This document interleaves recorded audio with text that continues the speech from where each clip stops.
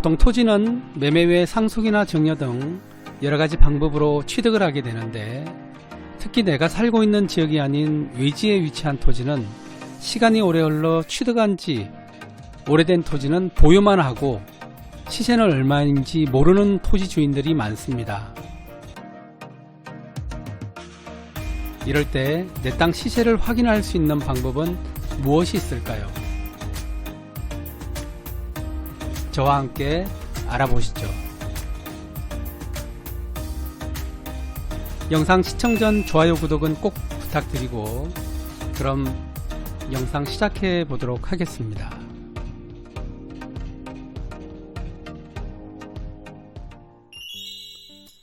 안녕하세요. 정프로 부동산 TV입니다.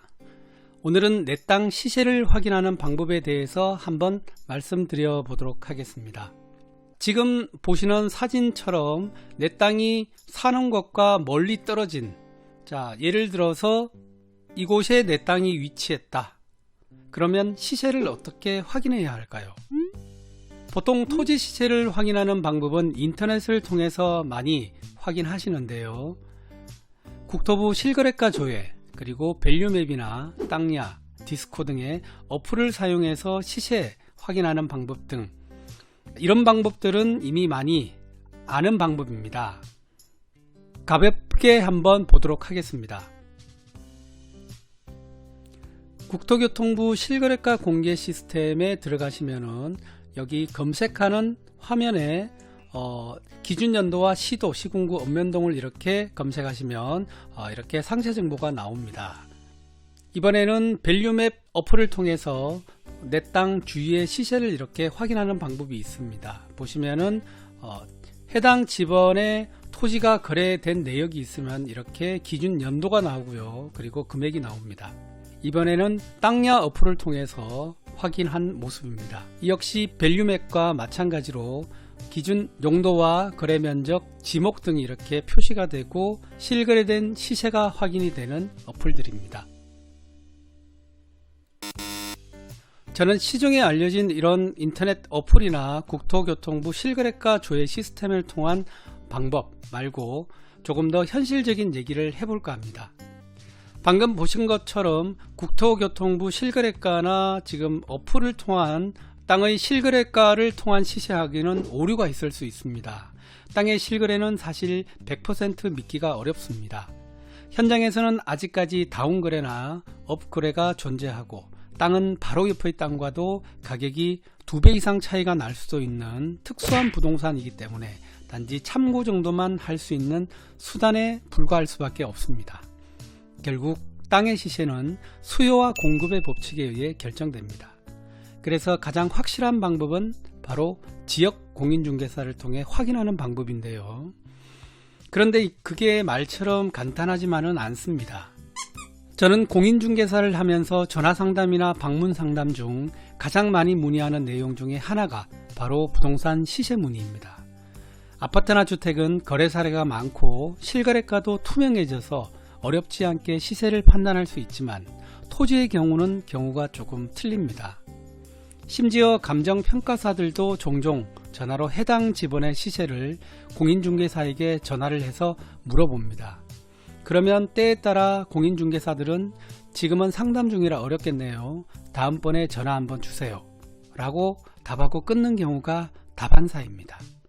왜냐면요, 토지 시세 판단은 그만큼 쉽게 판단할 수 없는 영역이고, 그 토지 위의 형상, 위치, 규제사항, 도로 여건, 경사, 용도지역, 용도지구 등등등 수도 없이 많은 변수들을 생각해서 판단해야 하는 게 매매 시세이기 때문입니다.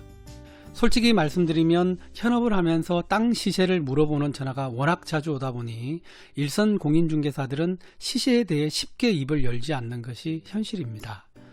또한 대부분 토지 시세 문의하시는 분들의 말투 역시 당연한 듯 부동산의 시세 문의를 하는 게 현실이고요. 세상에 당연한 건 없습니다. 말 그대로 단순 시세 문의라고 해도 공인중개사 입장에서는 이것저것 여러 가지 알아보고 시세를 판단하는데 시간과 노력이 들기 때문에 단순 시세 문의 전화에는 아무래도 부담스러울 수밖에 없는 게 현실입니다. 혹 이 영상을 보시는 시청자분들 중에 그런 경험이 있다면 공인중개사에게 어떻게 얘기하면 최대한 내가 알고자 하는 시세를 알 수 있을까? 라고 생각을 하고 전화 문의를 해보신 분들은 안 계시겠죠? 이처럼 공인중개사에게 시세 문의는 당연하다고 생각되지만 실제 현장에서 중개사로 느끼는 감정은 조금 차이가 있다고 느껴집니다. 땅을 가지고 있는 입장에서는 내 땅이 가격이 비싸면 좋겠죠. 그래서 비싼 시세를 듣고 싶은 게 사람의 마음일 것입니다. 중개사도 그런 매도인의 마음을 잘 알기에 선뜻 시세를 판단해 드리기가 쉽지 않습니다. 옛말에 말 한마디에 천냥빚을 갚는다라는 속담도 있듯이 내가 알고 싶은 토지 시세를 정확히 알아보려면 공인중개사에게도 뭔가 메리트가 있어야 하지 않을까요? 시세만 알아보고 물건 접수도 안 할 것 같은 느낌을 주면 시세 또한 알아봐 드리는 것에 대해 무성의해질 수밖에 없습니다. 왜냐하면 중개사도 사람이니까요. 그럼 과연 어떤 메리트를 주면 될까요? 알고 보면 아주 쉬운 얘기입니다. 중개사는 부동산 매매를 주목적으로 하니 바로 매물을 접수할 수 있다는 희망을 주시면 됩니다. 아주 쉽죠? 최대한 제대로 된 시세를 알아보고자 한다면 이렇게 얘기해 보시면 어떨까요? 중개사님, 제 땅을 팔아야 할지 보유해야 할지 고민인데 중개사님이 가격을 한번 알아봐 주시면 그 결과를 듣고 제가 매매 판단을 해보고 싶은데 괜찮을까요? 만약에 저에게 손님이 전화가 와서 이렇게 얘기를 하시면 매물 접수 후 받을 희망이 있다고 생각해서 최대한 시세를 잘 알아봐 드릴 것 같습니다. 그래야 매물 접수를 받을 확률이 높을 테니까요. 그냥 전화로 지번도 주지 않으면서 어느 지역 인근 시세가 얼마일까요? 라고 물어보시는 분들, 또 지번은 주시면서 몇 번지 시세를 알고 싶은데요 라고 하시는 것과 큰 차이일 것입니다. 반대로 조금 더 다른 방법으로 이번에는 매수인의 입장으로 중개사에게 전화를 해서 이렇게 얘기해 봅니다. 제가 어떤 목적으로 땅을 구입하고 싶은데 이쪽 인근, 즉 내 땅 주변이겠죠. 이쪽은 매매 가격이 어느 정도 될까요? 이렇게 몇 군데 전화를 해서 불러주는 시세를 종합적으로 판단하시면 될 것 같습니다. 위의 두 가지 경우를 보면 매도인의 입장에서는 시세가 조금 더 낮을 것이고 매수인의 경우는 시세가 높을 것입니다. 왜냐하면 중개사는 중개를 하는 것이 목적이니까 매도인에게는 최대한 거래 가격에 맞게 부르고 매수인에게는 거래 가격보다 조금 높게 불러야 그 중간에서 절충되는 가격이 나오기 때문입니다. 결국 거래는 파는 사람은 조금 손해보는 듯 사는 사람은 조금 더 주는 듯 해야 시장에서 거래가 되는 게 일반적입니다. 그렇다고 중개사들은 시세를 벗어나는 가격을 제시하지는 않습니다. 다만 팔고 싶은 사람은 더 높은 가격에 팔고 싶고 사고 싶은 사람은 더 싸게 사고 싶은 사람 심리를 알기에 그 절충점을 찾고 싶을 뿐인 거죠. 땅은 결국 정해진 시세가 없습니다. 매도인이 팔고 싶은 가격을 시장에 내어놓았는데 찾는 사람이 단 한 사람도 없다면 그 시세는 높은 것이고 그 가격에 찾는 사람이 많다면 시세에 맞거나 시세보다 싸다는 판단인 거죠. 그래서 토지시장은 플랫폼이 잠식할 수 없는 부동산 시장입니다. 또한 토지시장은 아주 재미있는 시장입니다.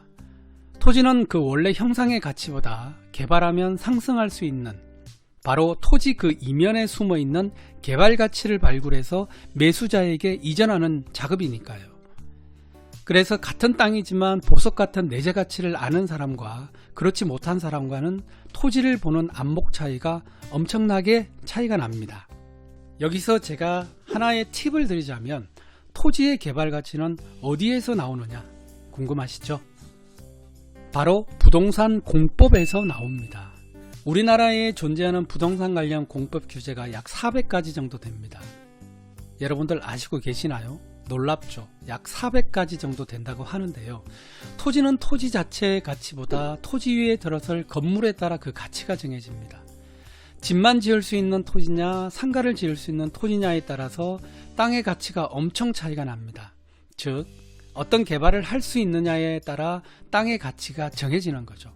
그렇다면 일반인들이 볼 때는 단순히 용도 지역만 보고 개발 가치를 판단하겠지만 그 규제의 틈새 시장을 잘 파고들어 개발이 힘든 땅을 매입해서 개발이 가능한 토지로 바꾼다면 그 가치 상승은 엄청나겠죠.